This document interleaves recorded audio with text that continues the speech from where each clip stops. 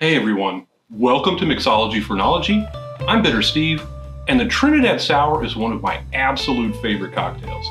But do you really need that much bitters for this? Can you get away with just using something like Campari or some other bitter liqueur?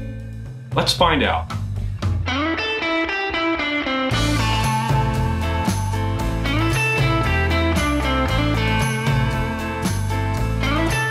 The Trinidad Sour arrived in 2009 out of the Clover Club bar in New York, and it was a slow burn.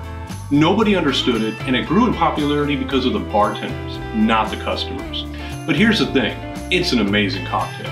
The only problem is it takes a full 1.5 ounces of bitters. That's a lot, and given current pricing, this blows past any chartreuse cocktail. So I want to throw some other bitter liqueurs into the mix and see if we can't recreate that magic using other ingredients. First up, Tango versus Bruto.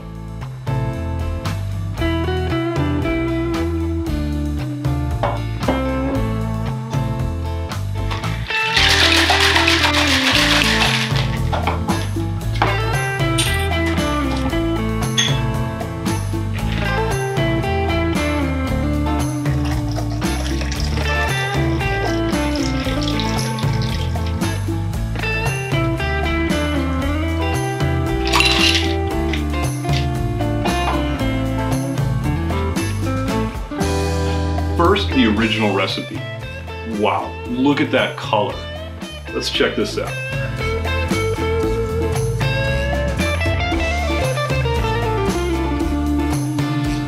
That's such a great drink.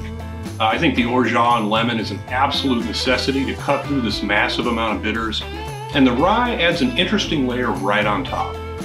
Now let's check out the challenger.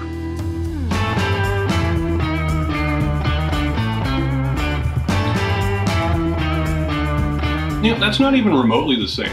It's not a bad drink. In fact, I kind of like it. Obviously, the bitters pack less of a punch and adds more of, what's the right word? Top notes from all the herbs and floral ingredients. I'm not disappointed, but it's not the same.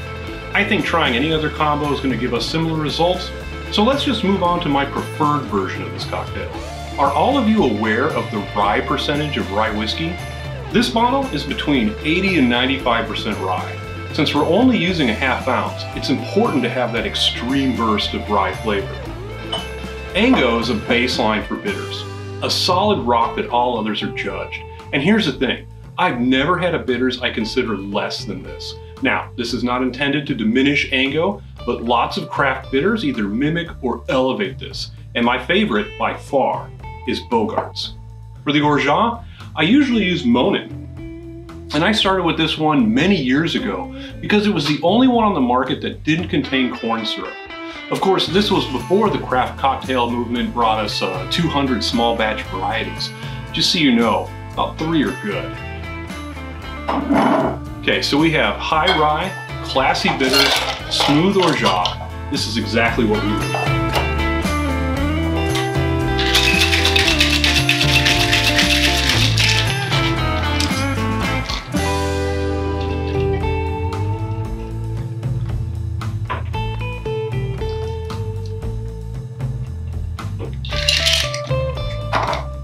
Already we can see that the color is considerably different from the Angostura one. Let's just put this up for comparison. Very red. This one is like coffee. Amazing color. I'm gonna garnish with a little bit of blood orange. Okay, let's check this out.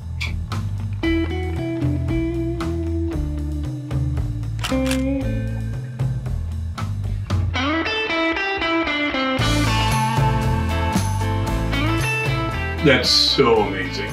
This is one of the best cocktails, hands down. At least this version is.